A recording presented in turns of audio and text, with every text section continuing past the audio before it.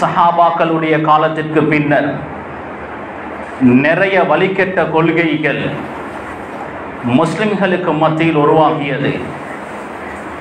சஹாபாக்களுடைய காலம் சிறப்பான ஒரு காலமாக இருந்தது.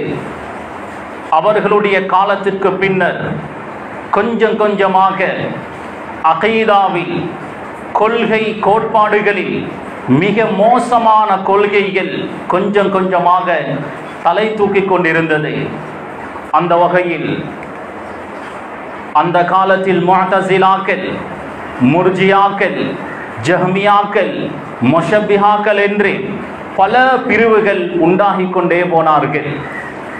ரசூலுல்லாஹி ஸல்லல்லாஹு அலைஹி வஸல்லம் அவர்கள் எச்சரிக்கை செய்தார்களே, 70க்கும் மேற்பட்ட கூட்டமாக முஸ்லிம் சமூகம் பிரியும், அதில் ஒரு கூட்டம் தான் சொர்க்கம் நுழையும், மற்ற அனைத்தும் நரகம் போகும் என்று சொன்னார்களே, அந்த கூட்டங்கள் உருவாகக்கூடிய காலம் அது. மத்ஹபுகள், மஸலாக்கள், ஃபுருஇய்யத்தான மசாயில்கள், அதாவது சட்ட திட்டங்களில் கருத்து வேற்றுமை படுகிறோம், இதில் எந்த பிரச்சனையும் இல்லை. ஆனால் இவர்கள் மசாயில்கள், மார்க்க சட்ட திட்டங்களில், ஃபத்வாக்களில் கருத்து வேற்றுமை அடையவில்லை. அடிப்படை அகீதாவில், உசூலில், கொள்கை கோட்பாட்டில் பல பிரிவுகளாக பிரிந்து சென்றார்கள். இப்படியாப்பட்ட ஒரு காலகட்டம் ஹிஜ்ரி 270ஆம் ஆண்டு பிறந்து 330ஆம் ஆண்டு வஃபாத்தாகிய அபுல் ஹசன் அல் அஷ்அரி ரஹிமஹுல்லாஹ் அஹ்லே சுன்னா வல் ஜமாஅத் என்ற சரியான கோட்பாடுடையவர்களுக்கு அவர்களுடைய சரியான அந்த கோட்பாட்டை, அகீதாவை அழகான முறையில் வகுத்து கோர்வை செய்து அதை மக்கள் மயப்படுத்தினார்கள். கணியத்துக்குரிய சகோதரர்களே, அபுல் ஹசன் அல் அஷ்அரி ரஹிமஹுல்லாஹ் அவருடைய உண்மையான பெயர் அலி இப்னு இஸ்மாயில். அபுல் ஹசன் என்ற பெயரை கொண்டுதான் அவர் பிரபல்யம் அடைந்திருக்கிறார். அவருக்கு ஒரு பட்ட பெயர் நாசிருத்தீன், தீனுக்கு உதவக்கூடியவர், மார்க்கத்துக்கு உதவக்கூடியவர், இமாமு அஹ்லி சுன்னதி வல் ஜமாஅ, அஹ்லே சுன்னா வல் ஜமாஅத்துடைய இமாம். சரியான அகீதாவில், சரியான கொள்கை கோட்பாட்டில் பயணம் செய்யக்கூடியவர்கள் அஹ்லே சுன்னா வல் ஜமாஅ. அதனுடைய இமாம் அபுல் ஹசன் அல் அஷ்அரி ரஹிமஹுல்லாஹ் பஸராவில் பிறந்தார். பஸராவில் கொஞ்ச காலம் வாழ்ந்தார். அதற்கு பின்னர் பக்தாதில் வாழ்ந்து பக்தாதில் வஃபாத்தாகினார். அபுல் ஹசன் அல் அஷ்அரி. அஷ்அரி என்ற பெயர் இவருக்கு சொல்லப்படுவதற்குண்டான காரணம், அபு மூஸா அல் அஷ்அரி ரலியல்லாஹு அன்ஹு மிக சிறந்த ஒரு சஹாபி, அவருடைய வம்சாவளியில் வரக்கூடியவர். அபுல் ஹசன் அல் அஷ்அரி ரஹிமஹுல்லாஹ் அவர்களுடைய பரம்பரையை பார்க்கும்போது வாப்பா, பாட்டன், பூட்டன், அதற்கு மேல் நான்காவது கட்டத்தில் அபு மூஸா அல் அஷ்அரி ரலியல்லாஹு அவர்கள் இருக்கிறார்கள். எனவே அபு மூஸா அல் அஷ்அரி ரலியல்லாஹு அன்ஹு அவர்களுடைய வம்சாவளியை சேர்ந்தவர்கள் தான் அபுல் ஹசன் அல் அஷ்அரி ரஹிமஹுல்லாஹ். கணியத்துக்குரிய சகோதரர்களே, அஷ்அரியா அந்த கூட்டம் மிக கண்ணியமான ஒரு கூட்டம். ஸஹீஹுல் புகாரியில் அந்த வம்சாவளியை பற்றி நல்ல செய்திகள் பதிவு செய்யப்பட்டிருக்கிறது. அந்த அஷ்அரியா கூட்டத்தாரிடத்தில் நல்ல சில பண்புகள் இருந்தது. அவர்களுக்கு மத்தியில் ஒரு கஷ்டம் ஏற்பட்டால், பொருளாதார நெருக்கடி ஏற்பட்டால் அவர்கள் எல்லாம் ஒரு துணியை விரிப்பார்கள். அவர்களிடத்தில் இருக்கக்கூடிய ரொட்டி, பேரிச்சம்பழம், சாப்பிடுவதற்கு என்னெல்லாம் இருக்கிறதோ அவைகளை அந்த துணியில் போடுவார்கள். போட்டதற்கு பின்னர் எல்லாருக்கும் சரிசமமாக பங்கு போடப்படும். யாரிடத்தில் ஒன்றுமே இல்லையோ அவர்களுக்கும் போகும், யாரிடத்தில் நிறைய இருந்ததோ அவர்களுக்கும் சரிசமமாகவே போகும். எனவே இல்லாதவர்களுக்கும் கிடைக்கும். ரசூலுல்லாஹ் இந்த குணத்தை நல்லொரு குணம் என்று சொல்வார்கள் ஃபஹும் மின்னி வ அன மின்ஹும், நான் அவர்களை சார்ந்தவன், அவர்கள் என்னை சார்ந்தவர்கள், நல்லொரு பண்பாக சொன்னார்கள். கணேசக்குரிய சகோதரர்களே, இவர்களை பற்றி இன்னும் செய்திகள் சஹீஹுல் புகாரியில் பதிவு செய்யப்பட்டிருக்கிறது. ரசூலுல்லாஹ் சொல்வார்கள், இந்த அஷ்அரி கோத்திரத்தை சார்ந்தவர்களுடைய அந்த குர்ஆனுடைய அவர்கள் மிக அழகாக ஓதுவார்கள், அந்த தொனியை வைத்து நான் விளங்கிக் கொள்வேன், இது அஷ்அரி கோத்திரத்தை சார்ந்தவர்களுடைய வீடு என்று விளங்கிக் கொள்வேன் என்று சொல்வார்கள். இன்னொரு செய்தியும் பதிவு செய்யப்பட்டிருக்கிறது சஹீஹுல் புகாரியில். கைபருடைய யுத்தத்தில் இந்த அஷ்அரி கோத்திரத்தை சார்ந்தவர்கள் கலந்து கொள்ளவில்லை. ஆனால் ரசூலுல்லாஹ் கைபருடைய யுத்தம் முடிந்ததற்கு பின்னர் கைபருடைய கனிமத் பொருட்களை பங்கிட்டு கொடுத்தார்கள். அஷ்அரியூன்கள் சொல்வார்கள், யுத்தத்தில் கலந்து கொள்ளாமல் ரசூலுல்லாஹ் எங்களுக்கு கனிமத்தை பங்கு போட்டு தந்தார்கள். கணேசத்துக்குரிய சகோதரர்களே, அபூ மூஸா அல்-அஷ்அரி ரலியல்லாஹு அன்ஹு, அந்த சஹாபி அலி ரலியல்லாஹு அன்ஹு, முஆவியா ரலியல்லாஹு அன்ஹு, இருவர்களுக்கு மத்தியில் ஒரு சிறிய ஒரு பிரச்சனை ஏற்பட்டது. அந்த நேரத்தில் அபூ மூஸா அல்-அஷ்அரி ரலியல்லாஹு அவர்கள்தான் ஒரு நடுவராக இருந்து அந்த பிரச்சனையை தீர்த்து வைத்தார்கள். கணேசத்துக்குரிய சகோதரர்களே, அப்படியாப்பட்ட ஒரு சஹாபியுடைய வம்சாவளியில் வந்தவர் தான் அபுல் ஹசன் அல் அஷ்அரி ரஹிமஹுல்லாஹ் அவர்கள். ஆரம்ப காலத்தில் அபுல் ஹசன் அல் அஷ்அரி முஅ்தஸிலா கொள்கையை சார்ந்தவர். சுமார் 30-40 வருடங்கள் முஅ்தஸிலா கொள்கையில் வாழ்ந்தவர், விவாதம் செய்தவர், மக்களுக்கு மத்தியில் முஅ்தஸிலா கொள்கையை பரப்பியவர். 40 வருடங்களுக்கு பின்னர் தௌபா செய்து அஹ்லே சுன்னா வல் ஜமாஅத் என்ற சரியான கோட்பாட்டில் பயணம் செய்ய ஆரம்பித்தார். முஅ்தஸிலாக்கள் அன்றைய காலத்தில் இருந்த வழிகெட்ட கூட்டங்களில் ஆக பயங்கரமான அடிமட்டத்துக்கு சென்ற வழிகெட்ட கூட்டம். முஅ்தஸிலாக்கள் மிக பயங்கரமானவர்கள். அவர்களுடைய கொள்கை கோட்பாடுகளில் ஒன்றுதான், குர்ஆன் அல்லாஹ்வுடைய கலாம் அல்ல, அல்லாஹ் பேசிய வார்த்தை அல்ல, மஹ்லூக் படைக்கப்பட்ட ஒரு வஸ்து, அல்லாஹ்வால் படைக்கப்பட்ட ஒரு வஸ்து தான் குர்ஆன் என்பது அவர்களுடைய அகீதா கொள்கை கோட்பாடு. அஹ்மது இப்னு ஹம்பல் ரஹிமஹுல்லாஹ் இதற்காக போராடினார்கள், விவாதம் செய்தார்கள். அந்த நாட்டினுடைய அரசன் சிறையில் அடைத்தான் நிர்வாணமாக. இருந்தாலும் அஹ்மது இப்னு ஹம்பல் ரஹிமஹுல்லாஹ் அவருடைய அந்த அகீதாவில் இருந்து கொஞ்சம் கூட பின்வாங்கவில்லை.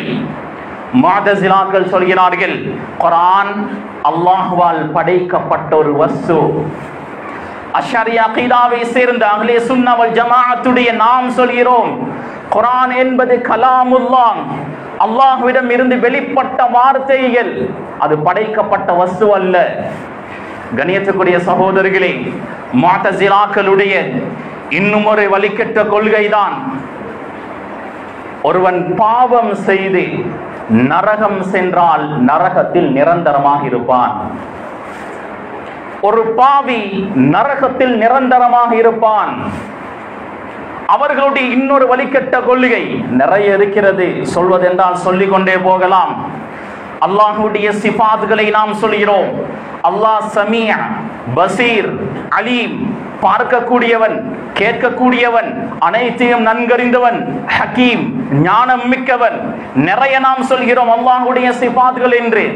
அவர்கள் சொல்கிறார்கள், இந்த அல்லாஹ்வுடைய சிஃபாத்கள் அல்லாஹுக்கு இல்லை, அல்லாஹ்வால் கேட்க முடியாது, பார்க்க முடியாது, நஅூது பில்லாஹ். இது இவர்களுடைய கொள்கை, அகீதா. கண்ணியத்துக்குரிய சகோதரர்களே, இது போன்ற அகீதாக்கள், கொள்கை கோட்பாடுகள் இருந்தால் இஸ்லாத்தை விட்டும் வெளியேறி விடுவான். அபுல் ஹசன் அல் அஷ்அரி ரஹிமஹுல்லாஹ் ஆரம்ப காலத்தில் முஅ்தஸிலா கொள்கையை சார்ந்தவராக இருந்தார். முஅ்தஸிலா கொள்கையை ஆரம்பத்தில் இவர் பின்பற்றுவதற்கு என்ன காரணம்? இவருடைய தந்தை சிறிய வயதில் வஃபாத்தாகிவிட்டார். தாய் இரண்டாவது நிக்காஹ் செய்தார். இரண்டாவது நிக்காஹ் செய்தது அபு அலி அல் ஜுபாயி என்பவரை. அபு அலி அல் ஜுபாயி அவர்தான் அன்றைய முஅ்தஸிலாக்களுடைய தலைவர். எனவே முஅ்தஸிலாக்களுடைய தலைவர் அபுல் ஹசன் அல் அஷ்அரி ரஹிமஹுல்லாஹுடைய வளர்ப்பு தந்தையாக வருகிறார். விளப்பம் வந்த காலத்திலிருந்து அபு அலி அல் ஜுபாயியுடைய பராமரிப்பில் வளர்கிறார். வளர்ப்பு தந்தையுடைய அந்த பராமரிப்பில் வளர்கிறார். அவர் முஅ்தஸிலா கொள்கையுடைய அந்த தலைவர். முஅ்தஸிலா கொள்கை அபுல் ஹசன் அல் அஷ்அரி தந்தையை பார்த்து பின்பற்றினார். அபுல் ஹசன் அல் அஷ்அரி மிக விவரமானவர், கல்வி ஞானம் மிக்கவர், விவாதத்தினுடைய டேலண்ட் இருந்தது. தந்தை அபு அலி அல் ஜுபாயி விவாதங்களுக்கு மகனை முற்படுத்துவார். அபு அலி அல் ஜுபாயி மிக பெரும் ஒரு அறிவாளி. ஆனால் பேச்சு திறமை இருக்கவில்லை, விவாதம் செய்யக்கூடிய ஆற்றல் இருக்கவில்லை. மகன் அபுல் ஹசன் அல் அஷ்அரி விவாதம் செய்யக்கூடிய ஆற்றல் மிக்கவராக இருந்தார், பேச்சாற்றல் மிக்கவராக இருந்தார். எனவே எல்லா விவாதங்களுக்கும் ஆரம்பத்தில் அனுப்பி கொண்டிருந்தார். அபுல் ஹசன் அல் அஷ்அரி விவாதத்தில் அமர்ந்தால் இவர்களுடைய பக்கம்தான் வெல்லும். அந்த அளவுக்கு அல்லாஹ் பேச்சு ஆற்றலை கொடுத்திருந்தான், அறிவாற்றலை கொடுத்திருந்தான். கணேசக்குரிய சகோதரர்களே, 40 வருடங்களுக்கு பின்னர் தான் தௌபா செய்தார். தௌபா செய்த அஹ்லே சுன்னா வல் ஜமாஅத் என்ற சரியான பாதையில் பயணம் செய்தார். கணேசக்குரிய சகோதரர்களே, 4 மத்ஹபுடைய உலமாக்கள், அறிஞர்கள் அபுல் ஹசன் அல் அஷ்அரி ரஹிமஹுல்லாஹுடைய அந்த மதுஹபை பின்பற்றுகிறார்கள். இந்த நாட்டில் 90% ஷாஃபிஈ மதுஹபை பின்பற்றக்கூடியவர்கள். மஸ்அலாக்களில், ஃபத்வாக்களில், அகீதா உசூல் என்று வரும்போது அஷ்அரி அகீதாவை பின்பற்றுகிறோம். நாம் அபுல் ஹசன் அல் அஷ்அரி ரஹிமஹுல்லாஹ் அவர்களை தான் நாம் பின்பற்றிக் கொண்டிருக்கிறோம். இப்னு அஸாகிர் ரஹிமஹுல்லாஹ் அபுல் ஹசன் அல் அஷ்அரி ரஹிமஹுல்லாஹ் அவர்களை பின்பற்றக்கூடியவர்களை பல தபகாக்களாக, பல பிரிவுகளாக பிரித்தார்கள். முதலாவது தபகா அபுல் ஹசன் அல் அஷ்அரி ரஹிமஹுல்லாஹ் அவர்களிடத்தில் நேரடியாக கால் மடித்து படித்த மாணவர்கள். இரண்டாவது தபகா அபுல் ஹசன் அல் அஷ்அரி ரஹிமஹுல்லாஹுடைய மாணவர்களிடத்தில் கற்றவர்கள். இப்படி ஒவ்வொரு தபகாவாக, ஒவ்வொரு பிரிவாக சொல்லிக் கொண்டே வருகிறார். ஐந்தாவது தபகா இமாம் கஸாலி ரஹிமஹுல்லாஹ், அறிவு கடல். இமாம் கஸாலி ரஹிமஹுல்லாஹ் அவர் எழுதாத கலையே இல்லை, அவ்வளவு பெரும் ஒரு அறிவாளி. அவர் கூட அகீதாவில் அபுல் ஹசன் அல் அஷ்அரி அஷ்அரி மதுஹபை தான், அகீதாவை தான் பின்பற்றினார். ஆறாவது தபகாவில் பெரும் பெரும் முஃபஸ்ஸிரூன்கள், குர்ஆனுடைய விரிவுரையாளர்கள், இமாம் ஃபக்ருத்தீன் ராஸி, இமாம் பைதாவி போன்றவர்கள்.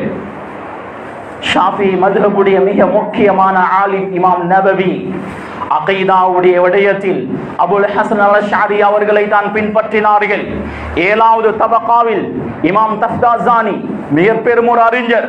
எட்டாவது தபகாவில் இப்னு ஹஜர் அல் அஸ்கலானி பெரும் ஒரு இமாம். ஸஹீஹுல் புகாரிக்கு ஒரு விளக்கம் எழுதினார், ஃபத்ஹுல் பாரி. இன்றும் அந்த கிதாப் எங்களுடைய கரங்களில் இருக்கிறது. இப்னு ஹஜர் அஸ்கலானி ரஹிமஹுல்லாஹ் அகீதாவில் அபுல் ஹசன் அல் அஷ்அரி ரஹிமஹுல்லாஹ் அவர்களை தான் பின்பற்றினார்கள். இப்னு கல்தூன். அப்படியே 9வது தபகாவில் இமாம் சுயூதி. இமாம் சுயூதி எழுதாத கலையே இல்லை, எழுதாத கிதாபுகளே இல்லை, அவ்வளவு பெருமர் அறிவாளி. ஆனால் அகீதாவில் அபுல் ஹசன் அல் அஷ்அரி அஷ்அரி அகீதாவை பின்பற்றினார்கள். கணேசக்குரிய சகோதரர்களே, ஒவ்வொரு மதுஹபை சார்ந்தவர்களும் அபுல் ஹசன் அல் அஷ்அரி எங்களுடைய மதுஹபை சார்ந்தவர்கள் என்று பெருமையாக பேசி வருகிறார்கள். ஹனஃபி மதுஹபை சேர்ந்தவர்கள் சொல்கிறார்கள், அபுல் ஹசன் அல் அஷ்அரி ஹனஃபி மதுஹபை சார்ந்தவர். ஷாஃபிஈ மதுஹபை சேர்ந்தவர்கள் சொல்கிறார்கள், அபுல் ஹசன் அல் அஷ்அரி ஒரு ஷாஃபிஈ. மாலிக் மதுஹபை சேர்ந்தவர்களும் அவர்களுக்கு சொந்தம் கொண்டாடுகிறார்கள். அஹ்மது இப்னு ஹம்பல் ரஹிமஹுல்லாஹுடைய மதுஹபை சேர்ந்தவர்களும் அவர்களுக்கு சொந்தம் கொண்டாடுகிறார்கள். கணியத்துக்குரிய சகோதரர்களே, ஹனஃபி மதுஹபை சார்ந்தவராக இருந்தார் என்று சொன்னால் அதை மறுக்க முடியாது. காரணம், ஹனஃபி இமாமுடைய, ஹனஃபி மதுஹபை பின்பற்றக்கூடிய, அந்த உசூல்களை பின்பற்றக்கூடிய உஸ்தாதுகளிடத்தில் அபுல் ஹசன் அல் அஷ்அரி படித்திருக்கிறார். இரண்டாவதாக, ஹனஃபி மதுஹபுடைய சில அடிப்படை சட்ட திட்டங்களுக்கு இவர் தொகுதுவாக இருக்கிறார் என்ற ரீதியில் ஹனபி மதுஹபை சார்ந்தவர் அபுல் ஹசன் அல் அஷ்அரி எங்களுடைய மதுஹபை சார்ந்தவர் என்று சொல்கிறார்கள். மாலிக் மதுஹபை சேர்ந்தவர்கள் உறுதி செய்கிறார்கள் அபுல் ஹசன் அல் அஷ்அரி எங்களுடைய மதுஹபை சார்ந்தவர். ஷாஃபிஈ மதுஹபை சேர்ந்தவர்களும் அதை தான் சொல்கிறார்கள். தபகாத்து ஷாஃபிஈயா என்ற ஒரு கிதாப் இருக்கிறது. இமாம் சுபுகி ரஹிமஹுல்லாஹ் அவர்கள் எழுதினார்கள்.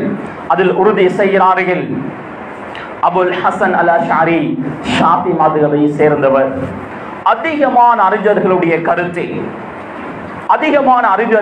கருத்து அபுல் ஹசன் அல் அஷ்அரி ஷாஃபிஈ மதுஹபை சேர்ந்தவராக இருந்தார். கணேசக்குரிய சகோதரர்களே, எங்களுடைய நாட்டில் 90% ஷாஃபிஈ மதுஹபை பின்பற்றக்கூடியவர்கள். மஸ்அலாக்களில் ஃபத்வாக்களில் அகீதா என்று கொள்கை கோட்பாடு என்று வரும்போது அஷ்அரி அகீதாவை நாம் பின்பற்றிக் கொண்டிருக்கிறோம். ஷாஃபிஈ மதுஹபை சேர்ந்த அனைவர்களும் அஷ்அரி அகீதாவை பின்பற்றக்கூடியவர்களாக இருக்கிறார்கள். எல்லா மதுஹபை சேர்ந்தவர்களும் அபுல் ஹசன் அல் அஷ்அரி எங்களை சார்ந்தவர் என்று சொல்வதன் மூலம் ஒன்றை நாம் விளங்கிக் கொள்ளலாம். அந்த அளவுக்கு அவர் வாழ்ந்து காட்டிவிட்டு சென்றிருக்கிறார். அவ்வளவு பெரும் ஒரு அறிவாளியாக இருந்தார். சரியான பாதையில் பயணம் செய்தார் என்பதை முழு உம்மத்தும் ஏற்றுக்கொண்டதை வைத்து நாம் விளங்கிக் கொள்ளலாம். எனவே கண்ணியத்துக்குரிய சகோதரர்களே, கமால் பாஷா என்ற ஒரு பெரும் அறிஞர் இருக்கிறார். அவருடைய கிதாப் எழுதினார் மசாயிலுல் இஹ்திலாஃப் பைனல் அஷாஇரா வல் மாதுரிதிய்யா. அஷ்அரி அகீதாவை சார்ந்தவர்களுக்கும் மாதுரிதி அகீதாவை சார்ந்தவர்களுக்கும் மத்தியில் உள்ள கருத்து வேற்றுமையான மஸ்அலாக்கள் ஃபத்வாக்கள் என்ற ஒரு கிதாபை எழுதினார்.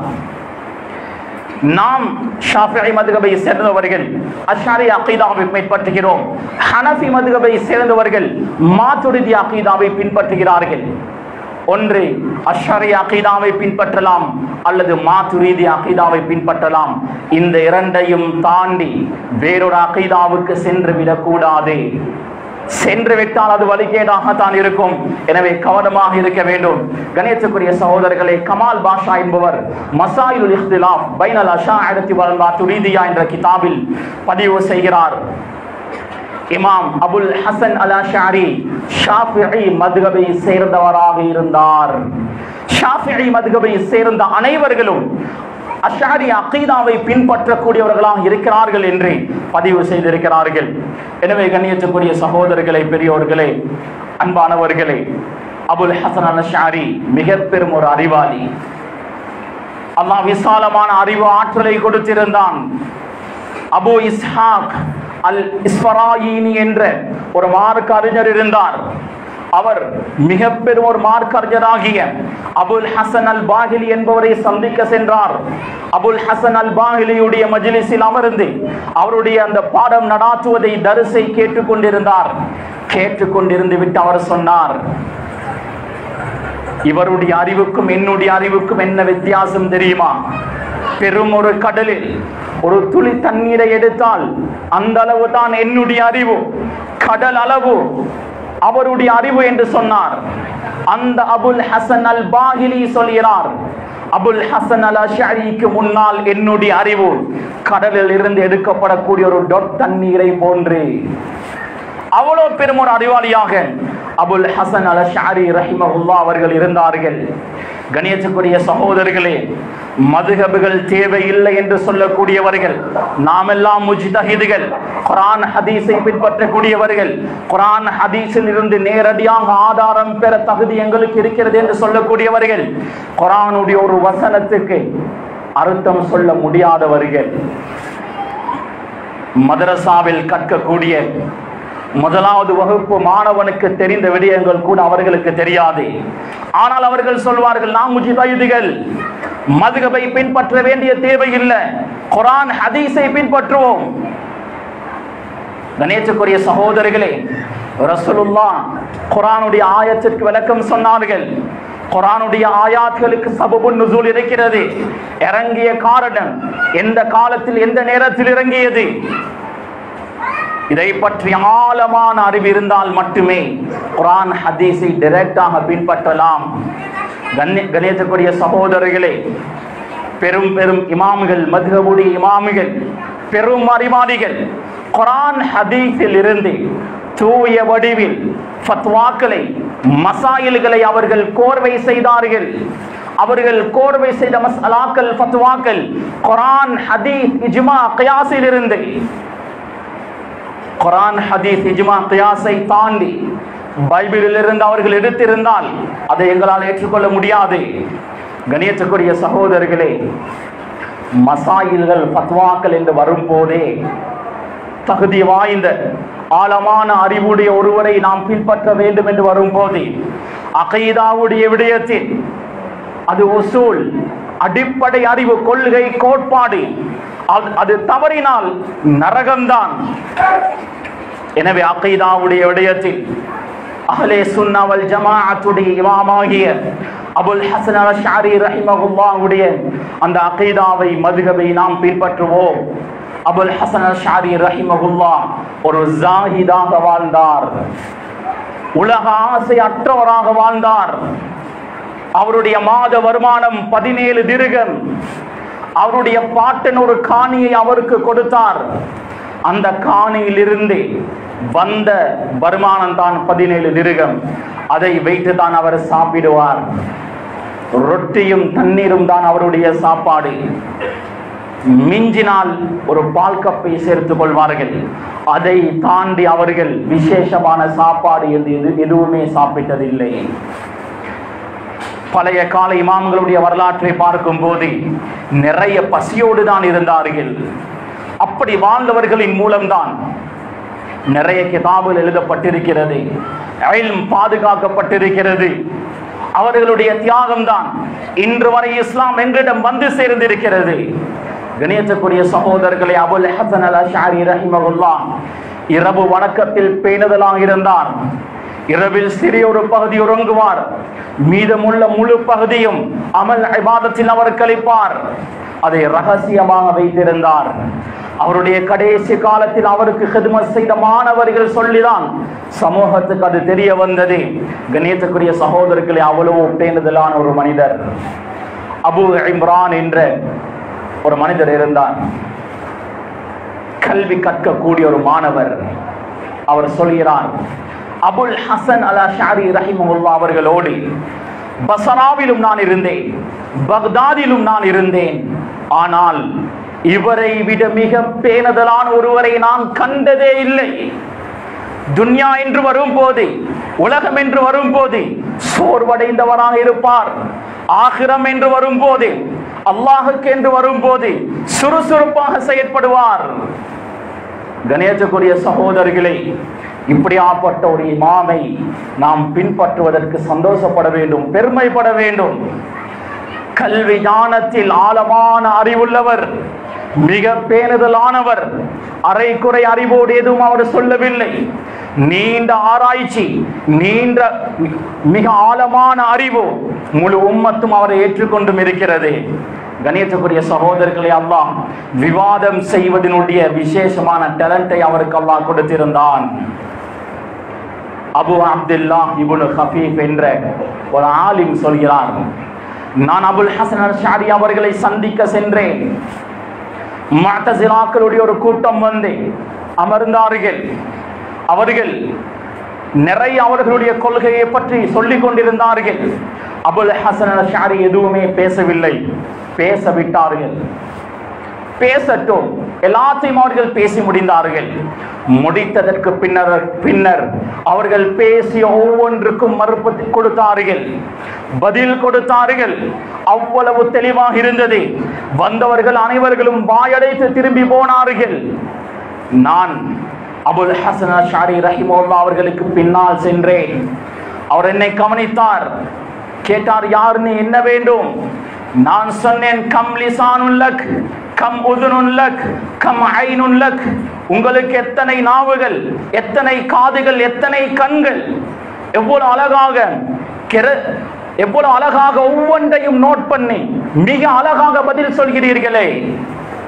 சிரித்தார்கள். சிரித்துவிட்டு கேட்டார்கள், மின் ஐன அன்த், எங்கிருந்து வருகிறாய்? நான் சொன்னேன், மின் ஷீராஸ், ஷீராஸ் என்ற பகுதியில் இருந்து வருகிறேன். பாரசீக பகுதியில் இருக்கக்கூடிய ஒரு பகுதி, அந்த பகுதியில் இருந்து நான் வருகிறேன். நான் கேட்டேன், இமாம் அவர்களே, நீங்கள் ஒரு நாளும் அவர்களுடைய கொள்கையை பேசிவிட்டு அவர்களை பேச விடுவதில்லை, முதலாவது அவர்களை பேசவிட்டு பதில் கொடுக்கிறீர்கள், ஏன் இது? அபுல் ஹசன் அல் ஷாரி ரஹிமஹுல்லாஹ் அவர்கள் சொன்னார்கள், அவர்களுடைய வழிகெட்ட கொள்கையை எனது நாவால் சொல்வதற்கு எனக்கு பயமாக இருக்கிறது, அதனால தான் அவர்களை பேச விட்டேன், அதற்கு நான் பதில் கொடுக்கிறேன். கணேசக்குரிய சகோதரர்களே, ஆரம்ப காலத்தில் 40 வருடங்கள் முஅ்தஸிலா கொள்கையை சார்ந்தவராக இருந்தார். நிறைய விவாதங்களில் கலந்து கொண்டார். மக்களுக்கு மத்தியில் முஅ்தஸிலா கொள்கையை பரப்பினார். அதற்கு பின்னர் ஆழமாக யோசித்தார், நான் இருக்கின்ற கொள்கை சரியான கொள்கையா? எனது அகீதா சரியாக இருக்கிறதா, பிழையாக இருக்கிறதா? 15 நாட்கள் வீட்டு கதவை மூடிக்கொண்டார்கள், யாருடனும் பேசவில்லை, வெளியே வரவில்லை, இஸ்திகாராவில் ஈடுபட்டார்கள், அல்லாஹ்விடத்தில் துஆ செய்தார்கள், ஆராய்ச்சி செய்து கொண்டிருந்தார்கள். இஸ்திகாராவுடைய முடிவு வருகிறது. வெள்ளிக்கிழமை ஜும்மாவுடைய நாள் மஸ்ஜிதுக்கு வந்தால் 15 நாட்களுக்கு பின்னர் மிம்பருக்கு மேல் ஏறினார். பயான் செய்து கொண்டிருக்கும் போது சொன்னார், மஆஷரன் நாஸ், ஓ மக்களே, இன்னி இன்னமா தகய்யப்து அன்கும் ஃபீ ஹாதிஹில் முத்ததி, நான் 15 நாட்கள் உங்களுக்கு முன்னால் வராமல் மறைந்திருந்தேன், வீட்டில் இருந்தேன். லிஅன்னி நபருது ஃபதகாஃபஅத் இன்தில் அதில்லா, நான் எனது அகீதாவை, கொள்கை, கோட்பாட்டை ஆராய்ச்சி செய்தேன். ஆதாரங்கள் ஒன்றுக்கொன்று முட்டிக்கொண்டிருந்தது. ஹக் எது, பாத்தில் எது என்று என்னால் பிரித்து அறிய முடியவில்லை. இப்பொழுது நான் சொல்கிறேன், ஃபஸ்தஹ்தைதுல்லாஹ தபாரக வ தஆலா, அல்லாஹ்விடத்தில் ஹிதாயத்தை நான் கேட்டேன். ஃபஹதானி, அவன் எனக்கு ஹிதாயத்தை தந்தான். இதுவரை முஅ்தஸிலா கொள்கையில் நான் இருந்தேன், அதிலிருந்து நான் பூர்த்தியாக தௌபா செய்கிறேன். அது வழிகெட்ட கொள்கை என்று மிம்பரில் சொல்லிவிட்டேன். தனது மேலில் போட்டிருந்த ஒரு ஆடையை கலட்டி தூக்கி வீசினார்கள். இதே போன்று முஅ்தஸிலா கொள்கையை நான் தூக்கி வீசுகிறேன் என்று சொன்னார்கள். அதற்கு பின்னர் ஒரு கிதாப் எழுதினார்கள், கஷ்ஃபுல் அஸ்ரார் வ ஹத்குல் அஸ்தார், ரகசியங்களை வெளிப்படுத்துவது, திரைகளை கிழிப்பது. இது அந்த கிதாபுடைய தலைப்பு.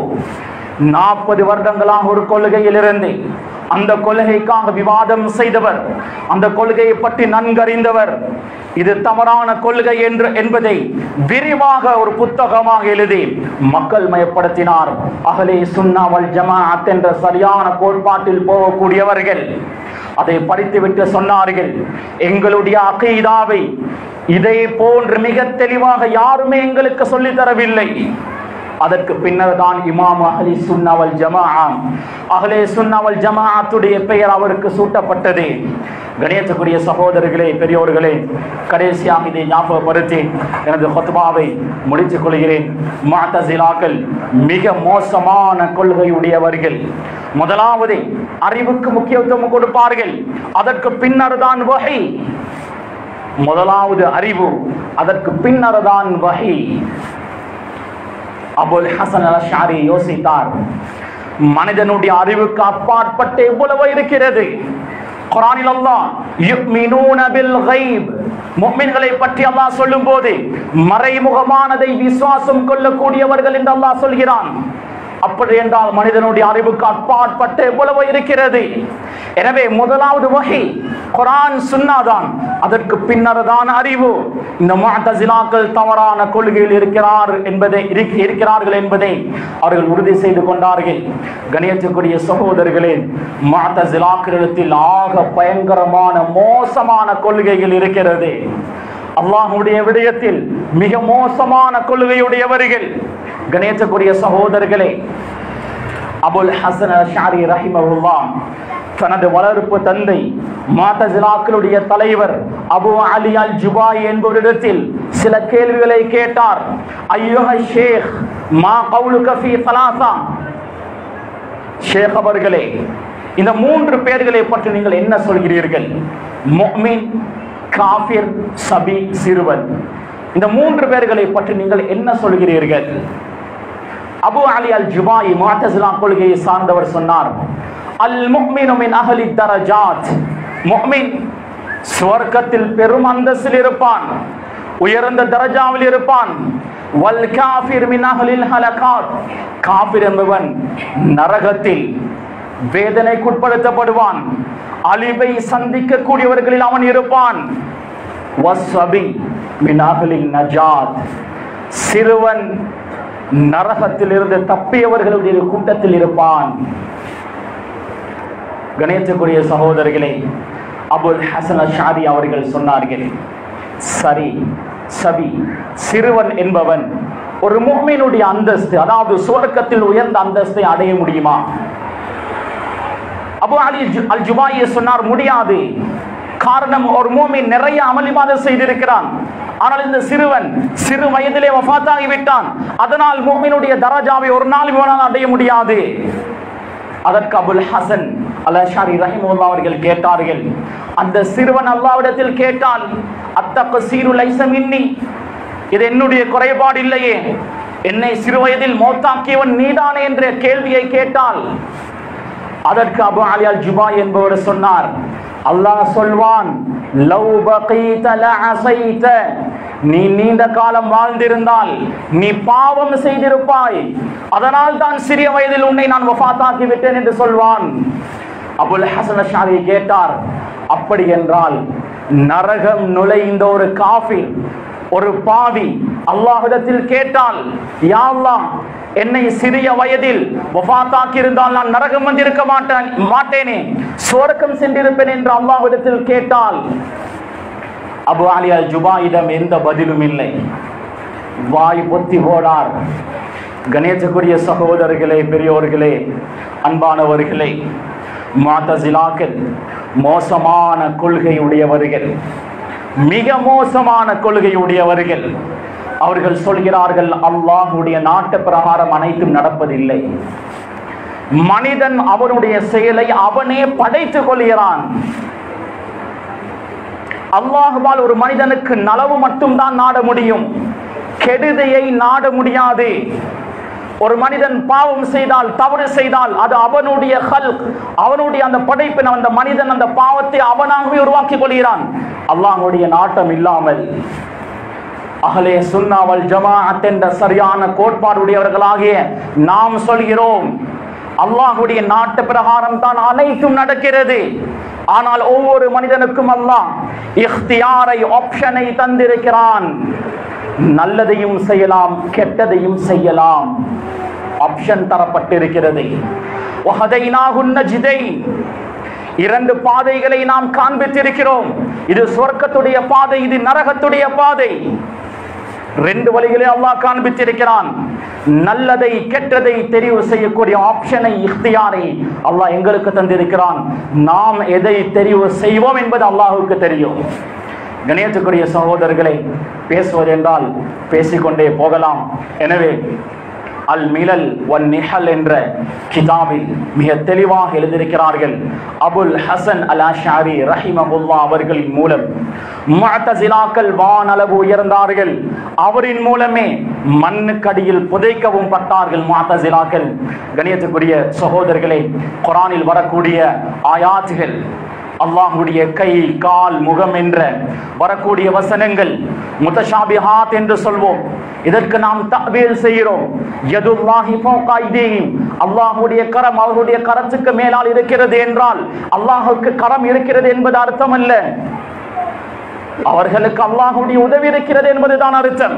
நாம் தஅவீல் செய்கிறோம். ஆனால் முஅ்தஸிலாக்கள் அல்லாஹ்வுக்கு கை இருப்பதாக, கால் இருப்பதாக, முகம் இருப்பதாக, நஅஊது பில்லாஹ், அல்லாஹ்வுக்கு தோற்றத்தை உருவாக்குகிறார்கள், நஅஊது பில்லாஹ். எனவே கண்ணியத்துக்குரிய சகோதரர்களே, சரியான அகீதாவை, சரியான கொள்கை கோட்பாட்டை படித்து அந்த சரியான கொள்கை கோட்பாட்டில் நாம் பயணம் செய்வோம். அஷ்அரி அகீதாவை பற்றி நான் இந்த இடத்தில் விரிவாக பேசவில்லை. இந்த இடத்தில் நான் இதுவரை பேசியது அபுல் ஹசன் அல் அஷ்அரி ரஹிமஹுல்லாஹ் அகீதாவுடைய விடயத்தில். மதுஹப் என்று வரும்போது இமாம் ஷாஃபிஈயை நாம் பின்பற்றுகிறோம். அகீதா என்று வரும்போது அபுல் ஹசன் அல் அஷ்அரி ரஹிமஹுல்லாஹ் அவர்களை பின்பற்றுகிறோம். அவரை பற்றி தான் இதுவரை நான் பேசினேன். அவர் கிட்டத்தட்ட 200-300 கிதாபுகள் எழுதியிருக்கிறார்கள். அவர் வஃபாத்தாகுவதற்கு 4 வருடங்களுக்கு முன்னர் ஒரு கிதாப் எழுதினார். அவர் இதுவரை எழுதிய 68 கிதாபுகளுடைய பட்டியலை இட்டார். சில அறிஞர்களுடைய கருத்து பிரகாரம் மொத்தம் 200 கிதாபுகள், இன்னும் சில அறிஞர்களுடைய கருத்து பிரகாரம் 300 கிதாபுகளை எழுதினார்கள். கணியத்துக்குரிய சகோதரர்களை, அவர் வஃபாத்தாகிய நாள் பக்தாதில் அறிவிப்பு செய்யப்படுகிறது. அல் யௌம மாத நாசிரு சுன்னா, சுன்னாவுடைய உதவியாளர் இன்று வஃபாத்தாகி விட்டார். அபுல் ஹசன் அஷ்அரி வஃபாத்தாகி விட்டார் என்று அறிவிப்பு செய்யப்படவில்லை. எனவே இமாமு அஹ்லி சுன்னத்தி வல் ஜமாஅ, அஹ்லே சுன்னா வல் ஜமாஅத் என்ற சரியான அகீதாவில், சரியான கொள்கையில் பயணம் செய்யக்கூடியவர்களுடைய இமாம் அபுல் ஹசன் அஷ்அரி ரஹிமஹுல்லாஹுடைய மத்ஹபை அகீதாவில் நாம் பின்பற்றுவோம். நிச்சயம் நாம் சுவர்க்கத்துக்கு தகுதியானவர்களாக வஃபாத்தாகுவோம். எனவே ரப்பல் ஆலமீன் தூய்மையான அகீதாவோடு வாழ்ந்து தூய்மையான அகீதாவோடு வஃபாத்தாகக்கூடிய பாக்கியத்தை நம் அனைவர்களுக்கும் நசீபாக்குவானாக.